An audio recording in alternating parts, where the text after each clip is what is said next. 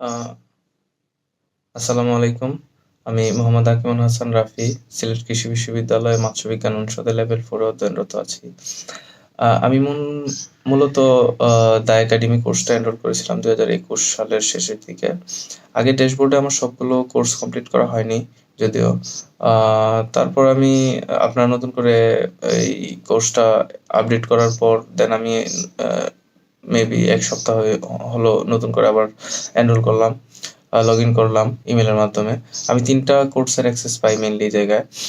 তার মধ্যে আমি ১ম কমপ্লিট করি মেটা এড ম্যানেজমেন্ট টা। আজকে আমি এটা কমপ্লিট করে শেষ করলাম। আ এখন মেটা এড ম্যানেজমেন্ট থেকে আমি যা জানতে পারছি, আমি যেহেতু এই বিষয়ে এখন এক্সপার্ট কেউ না। আমি আসলে কি জানতে পারছি এগুলো আমি একটা খাতায় লিখে রাখছি। এগুলো দেখে বলতে হবে। আ মেটা এড ম্যানেজমেন্টের যদি আমরা মানে এই এ এ আমরা যদি এই কোর্সটা সম্পর্কে বলতে চাই তাহলে আমরা এখানে অ্যানাটমি সম্পর্কে একটা এডের অ্যানাটমি, একটা এডের পেমেন্ট এগুলো সম্পর্কে জানছি। Facebook এড অপশন কিভাবে কাজ করে এটা সম্পর্কে বলা হইছে। টার্গেটিং, ক্যাম্পেইন টাইপ সম্পর্কে বলা হইছে। তারপর এডের টাইপ, তারপর বাজেট সম্পর্কে আমরা জানতে পারছি। কপি সম্পর্কে বলা হইছে এই জায়গায়। এডের আর্কিটেকচার সম্পর্কে আমরা জানতে পারছি।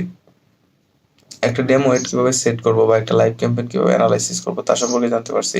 Facebook পিক্সেল কি এবং Facebook পিক্সেল কিভাবে সেট করে, তারপর রিটার্গেটিং কি এগুলো সম্পর্কে বিস্তারিত বলা হইছে এই ক্যাম্পেইনের মধ্যে।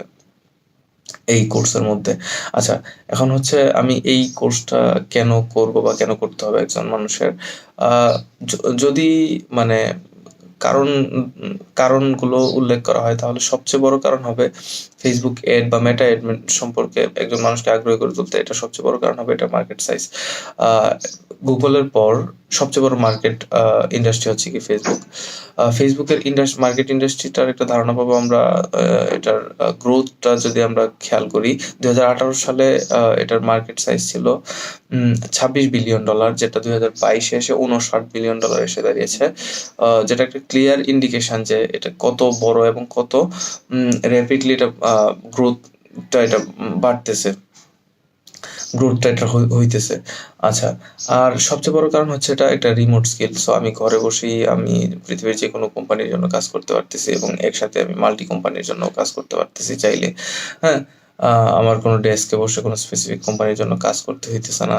যে জিনিসটা আমার কাছে মনে হয় যথেষ্ট স্বাধীনতা এবং স্বাচ্ছন্দ্য দিবে একজন মানুষকে হুম? তার কেরিয়ার বিল্ড আপ করার জন্য।